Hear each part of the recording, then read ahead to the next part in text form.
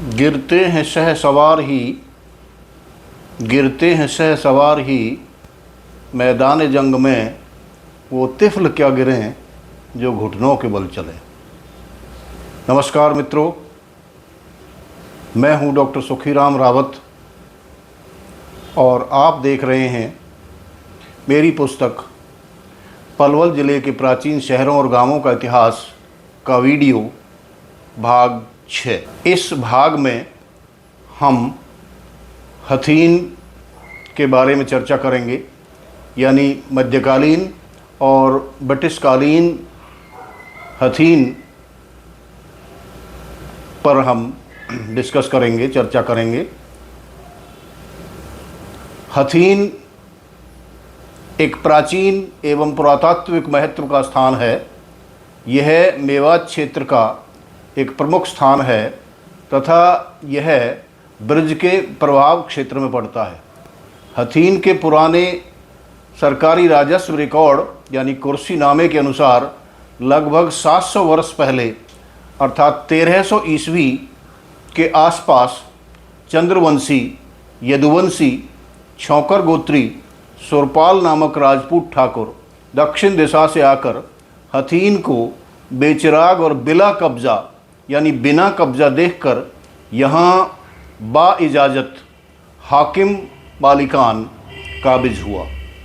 उस समय हथीन एक बेचिराग ऊजड़ खेड़ा था और इसके आसपास चारों ओर वीरान जंगल थे।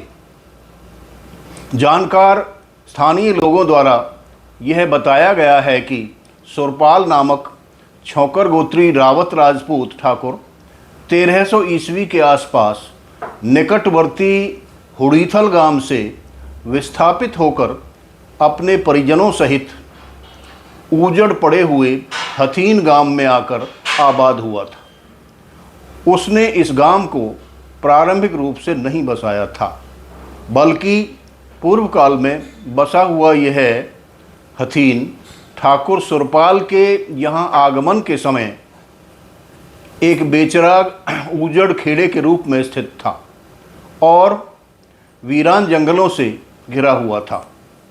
उस समय हथीन क्षेत्र मेवात की जागीर में सम्मिलित था और इस जागीर का मुख्यालय नारनौल में था। हुड़ीथल और हुड़ीथल से निकलकर भिन्न भिन्न स्थानों पर आबाद हुए राजपूत ठाकुरों के हथीन आदि 12 गांव चंद्रवंशी, यदुवंशी, छौकर गोत्री रावत राजपूत हैं। करौली राजस्थान से इनका मूल निकास है।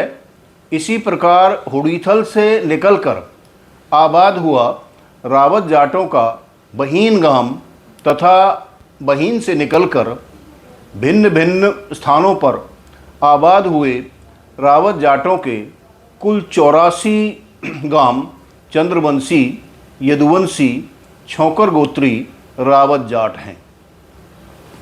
परंतु इस समय इन हुड़ीथल, हथीन आदि गांवों के राजपूत ठाकुर अपने नामों के साथ वीरता सूचक रावत पदवी को किसी कारणवश नहीं लगाते हैं, जबकि हुड़ीथल से ही निकलकर आबाद हुए बहीन आदि गांवों के जाट अपने नामों के साथ पहले से ही वीरता सूचक रावत पदवी को लगाते आ रहे हैं।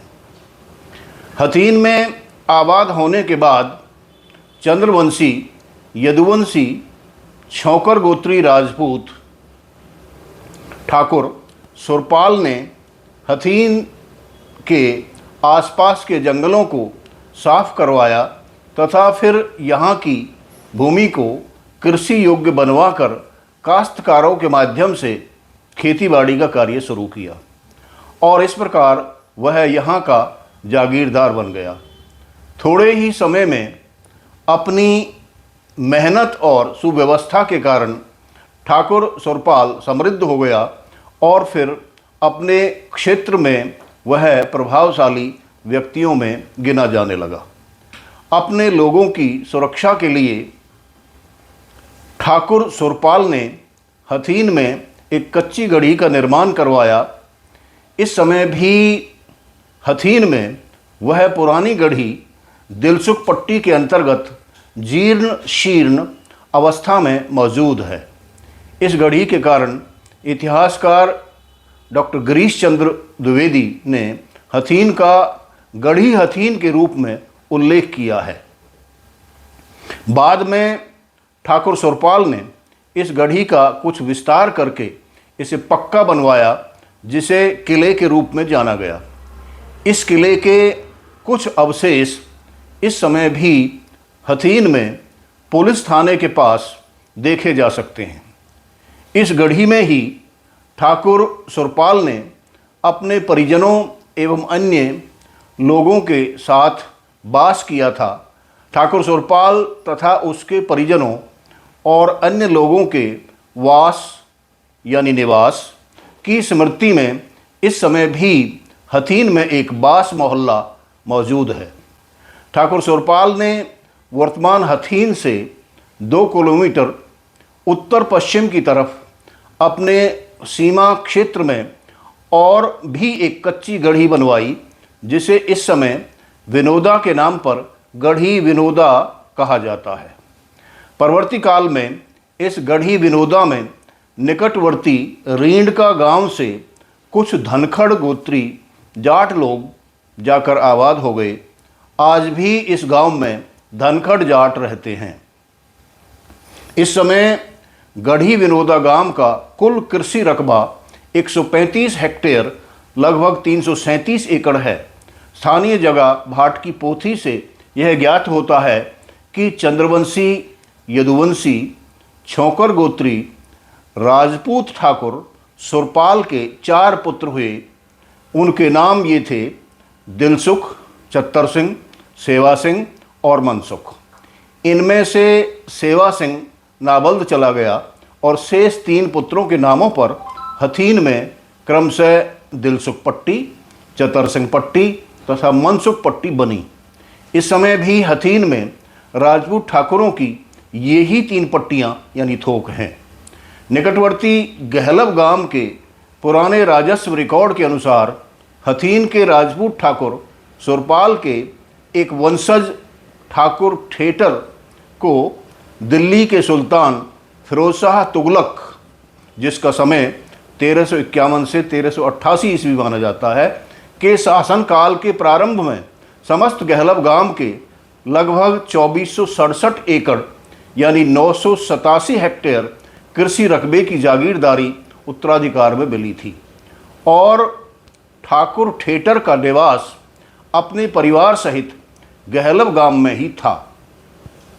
परंतु वह गहलब गांव की जागीर का प्रबंध अच्छी प्रकार से नहीं कर सका।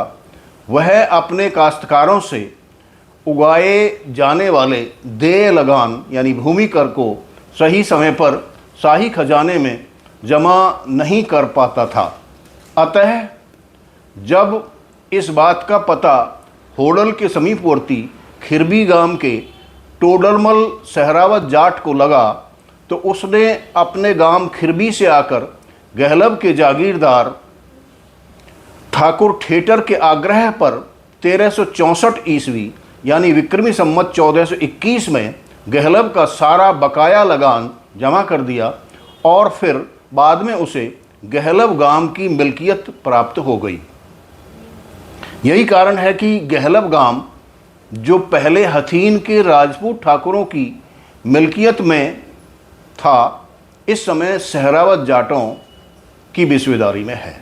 यानी अब गहलब में बिस्वेदार कौन है? सहरावत जाट। इतिहासकार डॉक्टर गिरीश चंद्र द्विवेदी ने अपनी पुस्तक जाट और मुगल साम्राज्य अनुदित में 3 फारसी ग्रंथ तारीख़-ए-अहमद शाही तथा महाराजा सूरजमल के दरबारी कवि सूदन द्वारा लिखित सुजान चरित का हवाला देकर यह बताया है कि मुग़ल बादशाह अहमद शाह के वज़ीर आज़म इमादुल मुल्क के ख़ास एजेंट और सेनापति अकीबत खां यानी इकाबत खां ने पलवल के कायस्थ जाति के विश्वासघाती मुग़ल हाकिम यानी किलेदार संतोष राय कानूनगो, जिसे बल्लभगढ़ के राजा बल्लू ने किलेदार के पद से बर्खास्त कर दिया था, के भड़काने पर जब बल्लभगढ़ के किले से बाहर बुलाकर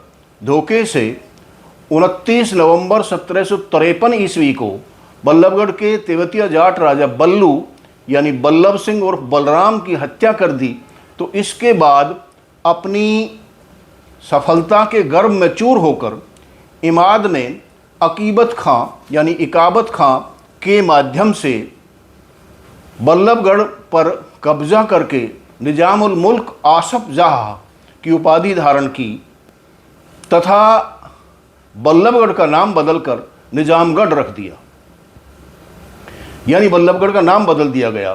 तत्पश्चात उसने पलवल क्षेत्र को भी अपने कब्जे में कर लिया। दिसंबर 1753 के प्रारंभ में अकीबत खां निकटवर्ती मीतरौल गांव एवं गढ़ी हथीन पर हमला करके यहाँ के किसानों को लूटा। ग्रामीणों ने दिन भर उसका कड़ा विरोध किया, परंतु रात के समय उन्होंने अपने घरों को खाली कर दिया। संयोगवश 20 दिसंबर 1753 को अकीबत खां वजीर आजम इमादुल मुल्क के बुलावे पर दिल्ली चला गया और गढ़ी हथीन में अपने कुछ मुगल सैनिकों के साथ एक जमादार हाकिम को तैनात कर गया, यानी कि उस समय हथीन उनके बगैर खाली रही। इसके बाद अकीबत खां की अनुपस्थिति का लाभ उठाकर गढ़ी हथीन के राजपूत ठाकुरों तथा आसपास के जाटों, जिनमें बहीन के रावत जाट भी सम्मिलित थे, ये लोग गढ़ी हथीन और अन्य स्थानों पर पुनः काबिज हो गए। इतिहासकार डॉक्टर गिरीश चंद्र द्विवेदी ने उल्लेख किया है कि मराठा राज्य के मालवा प्रांत के सूबेदार मल्हारराव होलकर के पुत्र राजकुमार खांडेराव ने उस समय परिस्थिति का जायजा लेने के लिए होडल में अपना पड़ाव डाला हुआ था। जब मुगलों के सहयोगी खांडेराव को यह पता चला कि गढ़ी हथीन एवं निकटवर्ती अन्य स्थानों पर स्थानीय ग्रामीणों ने मुगल हाकिम तथा मुगल सैनिकों को वहां से खदेड़ कर पुनः अधिकार कर लिया है, तो उसने तुरंत गढ़ी हथीन एवं उसके आसपास की कुछ जाट गढ़ियों पर दिसंबर 1753 के अंत में ज़बरदस्त हमला करके उन्हें लूट लिया और उन पर कब्जा कर लिया। मित्रों, जब भरतपुर के राजकुमार जवाहर सिंह को यह पता लगा कि पलवल और इसके आसपास के गांवों तथा गढ़ियों पर खांडेराव के माध्यम से मुगल हाकिम अकीबत खां का कब्जा हो गया है, तो ठाकुर गंगा सिंह के अनुसार जवाहर सिंह ने 27 सितंबर 1754 को पलवल पर आक्रमण कर दिया और इसे अपने अधिकार में कर लिया तथा इसके आसपास के गांवों और गढ़ी हथीन को मुगलों के कब्जे से मुक्त करा लिया। मित्रों, इसके बाद बल्लभगढ़ को भी मुगलों के कब्जे से मुक्त करा लिया गया तथा इतिहासकार केसी यादव ने यह उल्लेख किया है कि 1789 ईस्वी में दिल्ली विजय के बाद मराठा सामंत महाजी सिंधिया ने इंदौर, जो मालवा में था, की रानी अहिल्याबाई होलकर के मुख्य सेनापति तुकोजी राव होलकर को मेवात जिले यानी प्रांत की जागीर प्रदान की थी, जिसमें गुड़गांव यानी गुरुग्राम, रेवाड़ी, नारनौल, महेंद्रगढ़, पटौदी, पलवल, नूह, हथीन, होडल, पुन्हाना क्षेत्र शामिल थे। उस समय जिले को ही सूबा या प्रांत माना जाता था और जिले यानी सूबे या प्रांत के शासक को सूबेदार कहा जाता था। अतः 1789 ईस्वी में तुकोजी राव होलकर मेवात जिले यानी सूबे या प्रांत का सूबेदार था और हथीन परगना मेवात सूबे के अंतर्गत था। जब 1792 ईस्वी में समस्त हरियाणा महाजी सिंधिया के अधीन हो गया, तो महाजी सिंधिया का सेनापति आपा खांडेराव, जो मालवा के सूबेदार और मराठा सामंत मल्हारराव होलकर के पुत्र खांडेराव से अलग व्यक्ति था, मेवात जिले का सूबेदार बनाया गया। परंतु 1793 ईस्वी में आपा खांडेराव ने मेवात जिले यानी सूबे या प्रांत की जागीर आयरलैंड के निवासी जॉर्ज टॉमस नामक एक यूरोपियन व्यक्ति को दे दी। परिणाम स्वरूप हथीन परगना भी जॉर्ज टॉमस के अधीन हो गया। लेकिन 1794 ईस्वी में महाजी सिंधिया की मृत्यु हो गई और फिर उसका अयोग्य भतीजा दौलत राव सिंधिया महाजी सिंधिया का उत्तराधिकारी बना, जो स्थिति को संभाल नहीं पाया और परिणाम स्वरूप 1803 ईस्वी में अंग्रेज़ों ने अपने सेनापति जनरल जेरार्ड लेक के नेतृत्व में मराठों को हराकर पूरे हरियाणा को अपने अधीन कर लिया, यानी हरियाणा अपने अधीन कर लिया। उस समय लॉर्ड वेलेस्ली ब्रिटिश भारत का गवर्नर जनरल था। मराठा सरदार दौलत राव सिंधिया के नेतृत्व में मराठों और जनरल जेरार्ड लेक के नेतृत्व में अंग्रेज़ों का यह युद्ध 11 सितंबर 1803 ईस्वी को दिल्ली के पटपड़गंज नामक गांव के मैदान में हुआ था, जिसमें मराठों की हार हुई। इनके अनुसार यानी लेखकों के अनुसार, इतिहासकारों के अनुसार सन 1857 के दौरान बहीन के जाटों और हथीन के राजपूतों ने मिलकर तथा कुछ अन्य हिंदू सहयोगियों को साथ मिलाकर सेवली के पठान मुसलमानों को नष्ट किया। यह अनुश्रुति है कि इस हमले में सेवली गांव के निकट जिस स्थान पर असंख्य लोगों के मूंड यानी सिर काटे गए, उस स्थान का नाम मुंडकटी पड़ गया।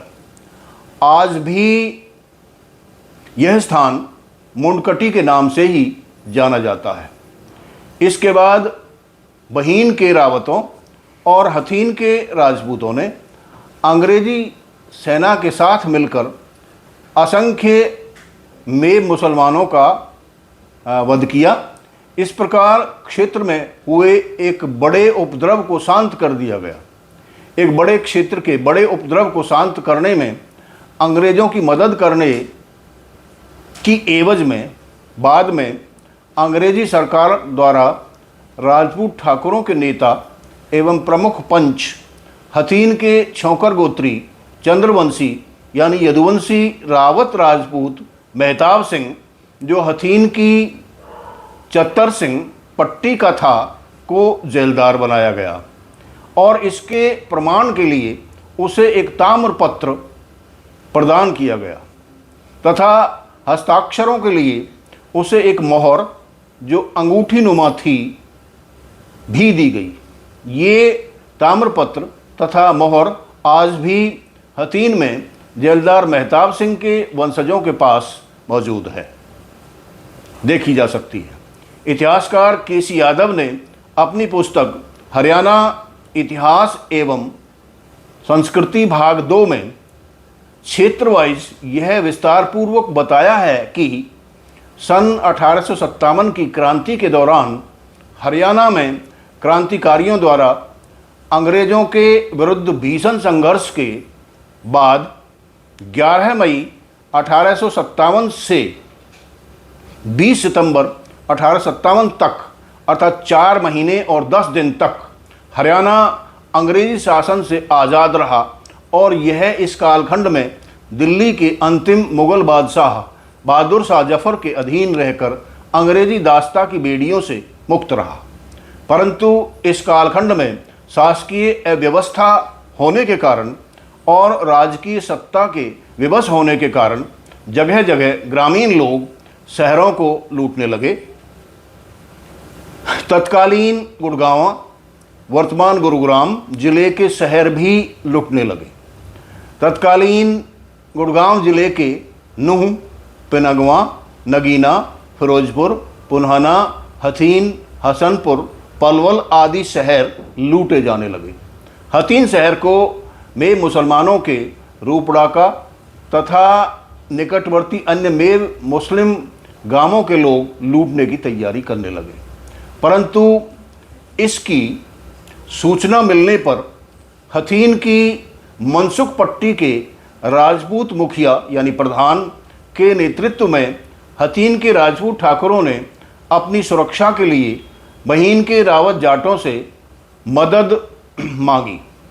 इस पर बहीन की रावत पाल के रावतों ने हथीन पहुंचकर वहां के लोगों की मदद की और हथीन को नहीं लूटने दिया। रावत जाटों के वहां पहुंचने की खबर सुनकर में मुसलमान लोग हथीन नहीं आए। हथीन को लूटने से बचा लिया बहीन के रावतों ने। इसके आभार स्वरूप उन्होंने बहीन में मदद के लिए जब वो पहुंचे थे तो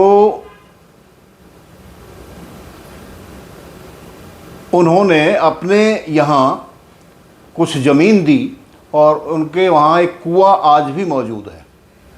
हथीन को लूटने के लिए इसके आसपास के में मुसलमानों ने किस प्रकार योजना बनाई और फिर बहीन की रावतपाल के रावत जाटों ने उनकी योजना को कैसे विफल किया, इस विषय पर हथीन के प्रसिद्ध लोक कवि पंडित राधेलाल द्वारा एक कविता जिसको जिक्री कहते हैं उसकी रचना की गई।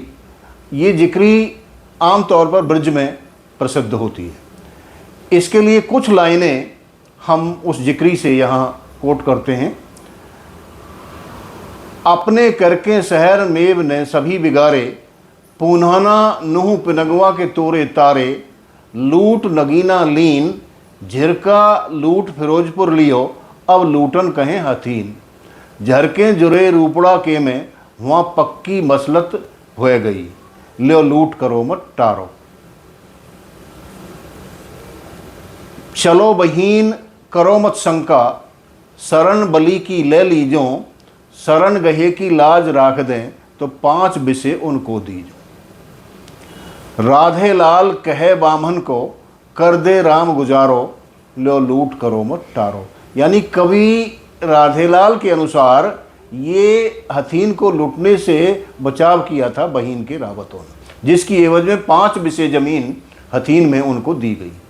इसके बाद एक और घटना है ऐतिहासिक कि कुछ धर्मांतरित लोग हुए थे और ये श्रद्धानंद ने 11 फरवरी 1923 को दिल्ली में एक अपनी सभा गठित करी। रांगड़ राजपूत, मलकाने अहीर और मूला मेव यानी गुजर और जाट मुसलमानों को पुनः हिंदू बनाने के लिए हिंदू शुद्धि सभा का गठन किया गया था। ठाकुर रंजीत सिंह जो हथीन के थे, उनकी दिली तमन्ना थी कि हथीन क्षेत्र के जो हिंदू लोग मुस्लिम काल में विभिन्न कारणों से मुसलमान बन गए थे, उन्हें पुनः हिंदू धर्म में शामिल किया जाए। मूला मेवों को पुनः हिंदुओं में मिलाने के लिए हिंदू शुद्धि सभा की पंजाब शाखा के अध्यक्ष भगत फूल सिंह आर्य समाजी, जो सोनीपत जिले के महारा गांव के मलिक यानी गठवाल गोत्रीय जाट सन्यासी थे, के नेतृत्व में 1928 ईस्वी में बिडूकी गांव में तथा फिर 1934 ईस्वी में भगत फूल सिंह के ही नेतृत्व में होडल में पंचायतें बुलाई गई, परंतु ये पंचायतें कामयाब नहीं हुई। अंत में 1943 ईस्वी में बहीन के राधेलाल रावत के नेतृत्व में रावतों के बड़े गांव बहीन में 108 पालों की एक महापंचायत का आयोजन किया गया, जिसमें जटोला, सौंध, दिघौट, पिडुकी, गहलव, मंडकोला, धतीर, चांट, बंचारी, फतेहपुर बिल्लोच आदि 12 गांवों के मूला जाट मेव मोहल्लों को हवन करके वैदिक रीति के अनुसार पुनः हिंदू जाटों में मिलाया गया तथा उनके साथ रोटी बेटी का रिश्ता कायम किया गया। मूला मेवों को पुनः हिंदू बनाने के लिए आयोजित की गई इन सभी पंचायतों में हथीन के ठाकुर रंजीत का महत्वपूर्ण योगदान रहा। मित्रों, ये जो हमने अभी बताया है आज के वीडियो में, बस इतना ही हम रखेंगे। इन हमारे सभी वीडियोज़ को लिंक करने के लिए आप पीछे के वीडियोज़ भी देख सकते हैं, और यदि आपको और ज़्यादा डिटेल चाहिए और ज़्यादा संदर्भों की आवश्यकता यदि हो तो हमारी पुस्तक पलवल ज़िले के प्राचीन शहरों और गांवों का इतिहास भी आप ले सकते हैं। यदि आप पलवल के हैं तो पलवल से ले सकते हैं, और यदि पलवल से बाहर के हैं तो आपको ये आपके घर बैठे ही आपको पुस्तक पहुंचा दी जाएगी। मित्रों, यदि ये हमारा वीडियो आपको पसंद आया है, आपको अच्छा लगा है, क्योंकि इतिहास की चीज़ें हैं, ऐतिहासिक घटनाएं इसमें दी हैं, तो इसे आप लाइक करिए, इसे आप कमेंट करिए, सब्सक्राइब करिए, और नए सब्सक्राइबर्स से हम ये आग्रह भी करते हैं कि हमारे पीछे के जितने भी हमारे और वीडियोज़ हैं उनको भी आप अवश्य देखिए। तो बहुत बहुत आपका धन्यवाद। नमस्कार।